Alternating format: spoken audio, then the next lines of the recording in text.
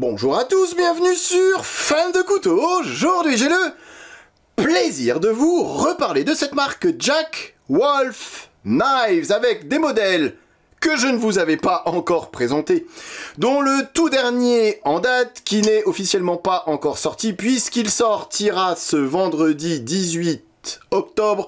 J'ai nommé le modèle Bionic. On est ici en présence, comme vous pouvez le voir, d'un Framelock. C'est pas la première fois que Jack, devrais-je dire, nous propose un Framelock ou un Bolster Lock, même si la plupart du temps, il nous propose ce type de couteau, des crans forcés, crans plats pour être exact. Alors, vous me connaissez, je suis pas du genre à gueuler, je suis plutôt boy scout, je suis toujours assez soft dans mes vidéos, mais il y a parfois j'ai envie de taper du poing sur la table et aujourd'hui je tape du poing sur la table puisque quand je lis certains commentaires sous les vidéos que je vous fais sous Jack Wolf, j'ai des crises d'eczéma. Ça vient comme ça en lisant certains de vos commentaires. J'ai même eu un commentaire qui me disait, voilà, il doit être quelque part, hein, puisque je l'ai laissé. Si tu continues à nous présenter des couteaux Jack Wolf, on va se désabonner. Alors il parle pour beaucoup de gens, je sais pas avec qui il est ce monsieur. Tu fais ce que tu veux, si tu veux te désabonner. Encore une fois, vous êtes sur YouTube, vous êtes libre de regarder, de pas regarder, de vous abonner, de ne pas vous abonner, ou même de vous désabonner si ça vous amuse. Et si cette chaîne ne vous intéresse plus, mais je ne comprends pas toujours les polémiques qu'il y a derrière cette marque Jack Wolf. Alors oui, c'est créé par un Américain qui fait fabriquer en Chine, mais voilà, aujourd'hui, plein de trucs sont fabriqués en Chine. Je vous présente d'autres marques chinoises et qui ne soulèvent pas autant d'animosité. Et comme je le dis dans mes vidéos Jack Wolf, s'il y a une seule chose qu'on peut critiquer et que je peux, et je le dis à chaque fois, c'est sans doute le tarif de ces couteaux. Après, la qualité est toujours bel et bien au rendez-vous. Et quand vous regardez ce dernier modèle Bionic, mais honnêtement, alors oui, c'est un couteau qui coûte plus de 300 €, mais maintenant on est sur des matériaux premium, sur une qualité de fabrication, une qualité d'assemblage, sur un acier de l'espace du S90V. Vous avez comme d'habitude toujours ce packaging hyper travaillé qui fait partie intégrante et intégralement finalement de cette marque. Vous voyez, avec cette petite boîte qui reprend le nom du couteau, comme je le dis, bien évidemment, ça ne fait pas tout, mais ça fait toujours plaisir de se voir son couteau dans une boîte travaillée où le créateur, en l'occurrence, le créateur de Jack Wolf, a pris du temps pour créer le design. Même si c'est fabriqué en Chine, ça prend quand même du temps. Et pour insister encore un petit peu plus sur le fait que je martèle souvent que oui, on est sur une marque chère, une marque haut de gamme, mais je vous ai déjà présenté des couteaux bien plus chers fabriqués en Chine. Quand je vous présente du CKF, Custom Knife Factory, FIF18, je vous ai dit que j'ai commandé. Alors c'est une marque russe, mais c'est fabriqué en Chine, faut pas se leurrer. C'est des couteaux qui coûtent plus cher que cela, et au niveau qualité de fabrication, honnêtement, ils sont on peut pas, il y a aucune critique à émettre, que ça soit du CKF ou du Jack Wolf. Vous aimez pas le design, vous avez le droit. Vous aimez pas la Chine, vous avez le droit. Mais ne critiquez pas, enfin, sauf si vous en avez manipulé, et que, à ce moment-là, d'accord, mais sans jamais avoir manipulé un de ces couteaux. Je ne vois pas ce qui cloche, finalement, avec cette marque. C'est pour ça que je tenais à faire cette longue introduction. J'ai d'ailleurs fait un article alors c'est pas le dernier, c'est d'être l'avant-dernier. Le magazine La Passion des Couteaux, où vous le savez, votre fidèle serviteur écrit toujours quelques articles. J'ai d'ailleurs un article qui est, voilà, ça va bientôt paraître, je crois, c'est d'ici quelques jours, hein. En plus, il y a eu un nouveau, alors je vais dézoomer un petit peu, il y a une nouvelle typo, voilà, Anne-Cécile, la rédactrice en chef, a changé un petit peu la présentation du magazine, essayer de le rendre un petit peu plus moderne. Vous voyez, il parle également de Spyderco, alors voilà, ouais, les amoureux de Spyderco, ouais, ok, moi j'adore Spyderco, mais voilà, vous ne critiquez jamais Spyderco, je pense qu'il n'y a pas autant, voilà, il n'y a pas besoin d'aller critiquer la marque Jack Wolf, autant que certains, bien évidemment pas tout le monde, mais autant que certains peuvent le faire, voilà. Donc je décris, voilà, tout ce que je vous dis, comment c'est fait, comment c'est travaillé, et je le dis, c'est écrit ici noir sur blanc, j'y mettrai une critique. Le prix, c'est d'ailleurs ce qui revient le plus souvent lorsque j'évoque ces couteaux dans mes vidéos, car bien qu'il s'agisse de couteaux haut de gamme, que la qualité soit bel et bien au rendez-vous, que la quantité produite soit limitée, c'est des séries limitées, quand il n'y en a plus, il n'y en a plus, qu'il s'agit d'un acier exceptionnel, voilà, on est sur du S90V, un acier vraiment de l'espace, que les finitions et les ajustements sont irréprochables, il est toujours difficile de justifier les tarifs entre 300 et 400 €, surtout lorsqu'on sait où ils sont fabriqués. Donc je le dis, je le martèle, ça sert à rien d'aller me le répéter encore une fois dans les commentaires, oui, c'est cher, mais oui, on est sur des couteaux de qualité, sur des couteaux haut de gamme. Ceci étant dit, redescendons un petit peu. Non mais voilà, il y en a certains qui me... Je le dis pas à chaque fois, mais il y en a certains dans les commentaires, franchement, ça me fout de l'eczéma, quoi. C'est vraiment, vous me verriez derrière l'écran en me disant, mais les gars, mais sérieux, quoi, vous êtes capable d'écrire ça. Alors je sais, c'est les réseaux, je suis pas nouveau sur YouTube, je suis d'ailleurs pas le seul à être touché par cette vague anti-chinoise, hein, lorsqu'on présente des couteaux, mais voilà, ça représente quand même bel et bien au minimum la moitié de la production actuelle, et il faut avouer quelque part que les Chinois, voilà, qu'on aime ou qu'on je ne soutiens pas la Chine particulièrement, encore une fois, j'y ai travaillé, je connais les conditions de travail, je connais les salaires, on n'y peut rien, c'est comme ça. Alors si vous n'aimez pas, vous regardez pas, et puis vous allez regarder des vidéos qui ne parlent que de couteaux français, mais ça risque d'être un poil limité, niveau contenu et niveau quantité de vidéos produites. Bon, donc je reviens à des couteaux que je ne vous avais pas présentés, vous inquiétez pas, vous ne vous inquiétez pas, je ne vais pas vous faire la présentation de chacun des couteaux, je vais juste essayer, pour ceux qui se poseraient encore la question, ou qui auraient encore quelques doutes, pourquoi c'est, je pense, une marque qu'il faut regarder, encore une fois, si vous aimez le design et le dessin de ces couteaux, si je devais parler français, je le répète, Jack Wolf, une marque qui nous propose des couteaux traditionnel, un look traditionnel avec l'emploi de matériaux, tout ce qu'il y a de plus moderne, et d'ailleurs ça se voit dans ces formes de lame. Il reprend le plus souvent ces formes de lame, alors Bowie, clip point, qui nous rappelle un peu l'ancien temps du couteau, bien qu'il travaille également sur des formes de lame un petit peu plus modernes, avec des tranchants droits, comme ici également un petit fixe qu'il a sorti, voilà, je vous les ai mis par ordre chronologique, même s'il m'en manque un, il me manque le Benny's Clip, qui s'intercale entre le Venom et le Bionic. Voilà, ici c'est peu ou prou la même chose que celui-ci. Celui-ci c'est le Benny qui est un bolster lock, alors que le Benny's Clip est un slip joint. On revient à un couteau avec un cran forcé sur le modèle Benny. Ici c'est le modèle Venom qui est juste magnifique avec ce carbone, ce fat carbone de toute beauté.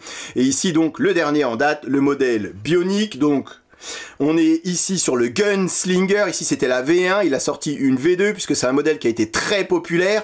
Comme j'ai dit, on est sur des séries limitées et celui-ci est vite été en rupture de stock. Du coup, il a fallu, à la demande générale, qu'il nous propose une V2 qui est sensiblement la même chose que la V1 avec différentes plaquettes et différentes saveurs.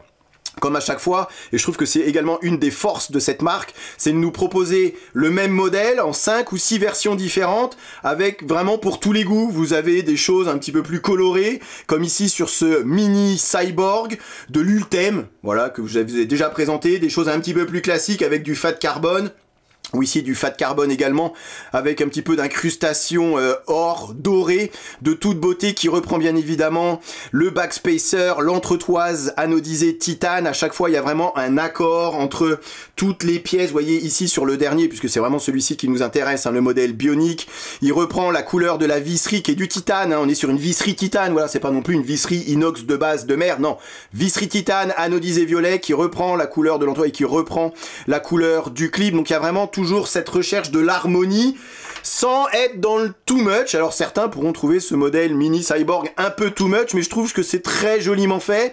Ça rajoute une petite touche de couleur, une petite touche de joie finalement sur des couteaux, voilà, avec des manches titane peut-être un petit peu plus ternes forcément, mais encore une fois il y en a vraiment pour tous les goûts. Au niveau des finitions de lame, il travaille sur tout type de finition. Vous avez des finitions on va dire traditionnelles où on voit un petit peu le travail de la machine, hein, avec une finition, tout ce qui est de plus classique, c'est ce qu'on retrouve, ce genre de finition sur la plupart des couteaux industriels, parce qu'on est bel et bien sur les couteaux industriels, mais il y a aussi du tiré en long, comme ici, je trouve ça magnifique, comme ici sur ce modèle Sharp Shooter également, avec un magnifique tiré en long. On est toujours sur du S90V, hein.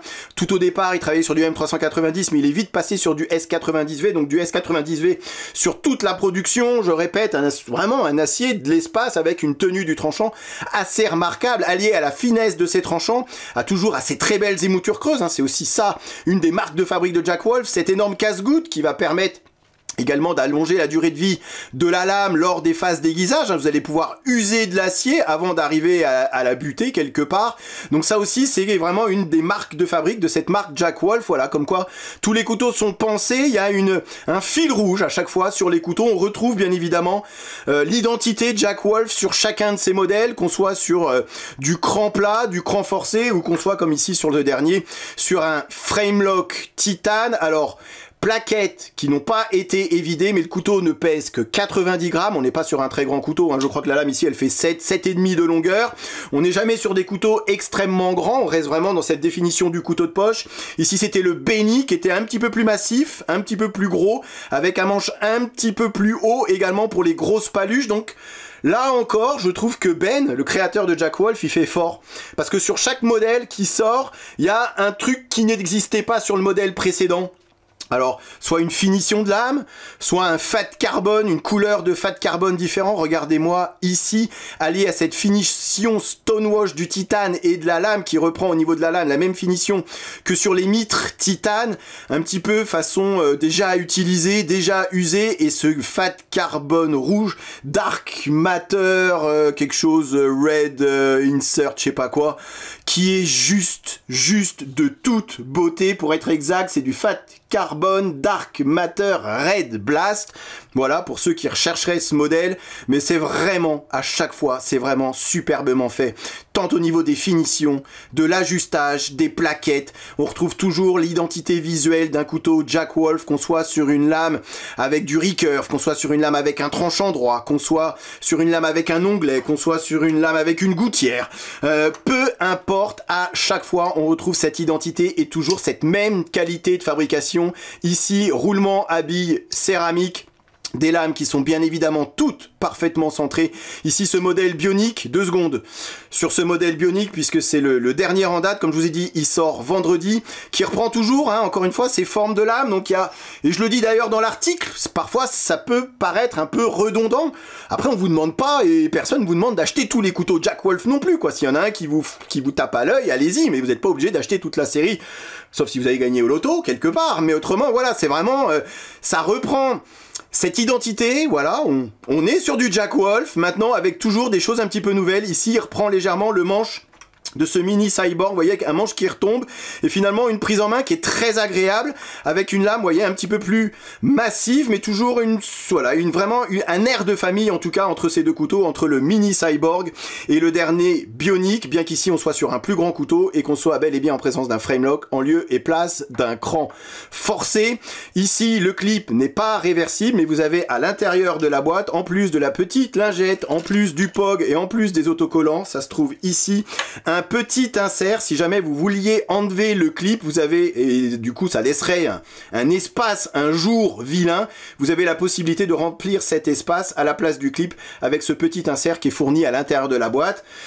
C'est peut-être un détail pour vous, mais ça en dit long sur la qualité de ces couteaux et sur toute l'attention que Ben apporte à cette marque, à sa marque Jack Wolf. Et j'espère, à travers cette petite entrevue des couteaux Jack Wolf, j'avais presque oublié de vous présenter très brièvement ce Midnight Fix EDC, une petite lame fixe, avec ici un manche en ultime, donc transparent, mais il existe bien évidemment différentes finitions au niveau du manche, et puis cette magnifique lame, un peu acid wash, dark stone wash, de toute beauté, et ce magnifique tranchant droit, toujours cette très belle émouture plate, comme j'ai dit, et puis cette pointe hyper fine, et un très bel étui en cuir, gaucher droitier, d'ailleurs l'étui en cuir, puisque vous pouvez mettre à la fois, et ça a été pensé comme ça, votre couteau dans ce sens, ou dans l'autre sens.